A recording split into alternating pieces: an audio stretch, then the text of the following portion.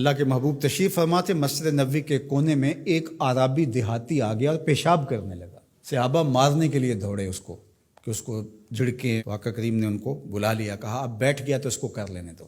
جب اس نے پیشاب کر لیا تو آقا کریم علیہ السلام نے اس کو بلایا، کہا یہ مسجدیں ذکر و فکر کے لیے بنائی گئی ہیں، بول و براز کے لیے نہیں بنائی گئی، اور پھر وہاں پانی بہا دیا گیا۔ تو بعض کا ہم جس طرح سے لوگوں کے ساتھ رویہ کر رہے ہوتے ہیں، یہ جو موبائل ہے یہ اس دور کی ضرورت ہے، تو بعض کا اس کو بند کر دیں تو کھولنا یاد نہیں رہتا، کھول لیں تو بند کرنا یاد نہیں رہتا، تو بعض کا نماز کے اندر اس کی گھنٹی بجنا شروع ہو جاتی ہے۔ جس بیچارے کی گھنٹی بج رہی ہوتی ہے تو بعض کا اس کو تیزی سے بند کرنا بھی نہیں آ رہا ہوتا، تو وہ دیر بھی ہو جاتی ہے۔ خیر وقت گزر گیا، اب 4 رکعتی نماز ہے، یہ پہلی رکعت کے اندر حادثہ ہوا، تو 3 پوری رکعتیں وہ غصے سے بھرے رہتے ہیں کچھ نمازی کہ اب سلام پھیر کے تو ہم اس کی خبر لیں گے، اور پھر سلام پھیر کے حالانکہ 3 رکعتیں گزر گئی ہیں، تم رب سے جڑے ہوئے ہو، تمہیں تو یاد بھی نہیں ہونا چاہیے۔ ترغیب کی آیتیں بھی آئیں، ترغیب کی آیتیں بھی آئیں، جنت کا تذکرہ بھی آیا، جہنم سے بھی ڈرایا گیا، تلاوت بھی ہوئی، تم سجدے میں بھی گرے اس کے حضور، تم رکوع میں بھی گرے، لیکن یہ نہیں بھولے کہ گھنٹی اس طرف سے بجی تھی۔ اور پھر سلام پھیر کے سب نے ایسے گھور کے دیکھا جیسے کھا جائیں گے۔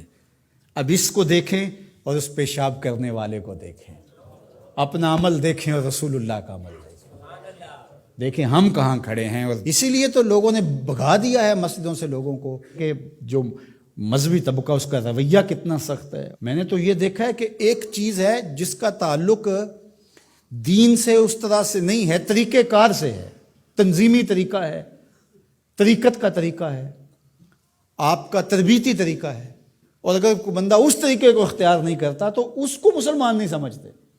میں ایک تنظیم کھڑی کر لی ہے اور میں اس کا ایک طریقہ وضع کرتا ہوں، اور اس کے مطابق جو نہیں چلتا تو میں سمجھتا ہوں کہ یہ تو مسلمان ہی نہیں ہے۔ تو کیا ہم نے یہ رویہ اختیار کر لیا اور کیا انداز اختیار کر لیا؟ میں تو سمجھتا ہوں کہ اس وقت سب سے بڑا مسئلہ یہ ہے کہ منبر و محراب کے لوگوں کا بھی فہم دین ناقص ہے۔ فہم دین ناقص ہے تو پھر کس طرح دین فروغ پائے گا؟ تو یہ ضرورت ہے کہ دین کو سمجھنا۔ تو شیطان کے طریقے ہیں، وہ علماء کو الگ ٹریٹ کرتا ہے، جاہلوں کو الگ ٹریٹ کرتا ہے، متکبر کو الگ ٹریٹ کرتا ہے، منکسر المزاج شخص کو الگ ٹریٹ کرتا ہے، اور ہر ایک کے لیے اس نے الگ الگ چیزیں رکھی ہوئی ہیں، ہر ایک کے لیے الگ پیکج ہے اس کے پاس۔ سخی کے لیے الگ ہے، سخت شخص کے لیے الگ ہے، متکبر کے لیے الگ ہے، مولوی صاحب کے لیے الگ ہے، پیر صاحب کے لیے الگ ہے، کارکن کے لیے الگ ہے، لیڈر کے لیے الگ ہے، حاکموں کے لیے الگ ہے، نمازیوں کے لیے الگ ہے، ہر ایک کے لیے الگ اس کے پاس پیکج ہے، اور اس کے ذریعے سے وہ سب کو لوٹ رہا ہے۔ یہ شیطان کے مکر ہیں، فریب ہیں۔ یا ایھا الناس کلوا مما فی الارض حلالا طیبا ولا تتبعوا خطوات الشیطان، اور شیطان کے قدموں کی پیروی نہ کرو۔ یہاں یہ خطوہ کی جمع ہے، قدم کی پیروی نہیں، قدموں کی پیروی نہ کرو۔ معلوم ہوا کہ شیطان کے پاس ایک چال نہیں ہے، اس کے پاس بڑی چالیں ہیں، وہ بڑے بڑے طریقے سے لوٹتا ہے، بڑے بڑے مکر سے لوٹتا ہے۔ آپ تاریخ پڑھیں، مرتبہ ولایت کے پہنچے ہوئے لوگوں کو اس نے برباد کیا۔ بلعم بن بورا کون تھا؟ مستجاب الدعوات ولی تھا نا، لیکن کہاں لڑک کے چلا گیا۔ اس لیے ہمیشہ اپنا محاسبہ کرتے رہنا چاہیے۔ شیطان ادھر سے بھی حملہ آور ہو سکتا ہے، ادھر سے بھی ہو سکتا ہے، آگے سے بھی ہو سکتا ہے، اور اس نے اللہ کے حضور قسم کھائی تھی وَبِعِزَّتِكَ لَأُغْوِيَنَّهُمْ أَجْمَعِينَ، تیرے سامنے یہ بات قسم کر کے کہہ رہا ہوں کہ میں تیرے بندوں کو تیرے تک نہیں آنے دوں گا، ان کے دائیں سے آؤں گا، ان کے بائیں سے آؤں گا، آگے سے آؤں گا، پیچھے سے آؤں گا، چاروں طرف سے حملہ، کدھر بھاگیں گے؟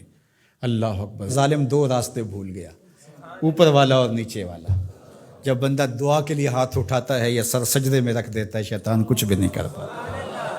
تو یہ دائیں سے بھی آ رہا ہے، بائیں سے بھی آ رہا ہے، آگے سے بھی آ رہا ہے، پیچھے سے بھی آ رہا ہے، اور اس نے خود اللہ کے سامنے قسم کی ہے، مجھے تیری عزت کی قسم، ان بندوں کو تیرے تک نہیں آنے دوں گا، چاروں طرفیں گھیر لوں گا۔ تو یہ چومکھی لڑائی ہے شیطان کے ساتھ، کبھی یہ کسی طرح سے آ جاتا ہے، کبھی کسی طرح سے آ جاتا ہے، کبھی کسی طرح سے آ جاتا ہے۔ تو اس کے بڑے مکر و فریب اور بڑے طریقے ہیں۔ اللہ تعالیٰ اس کے مکر و فریب سے ہمیں محفوظ فرمائے۔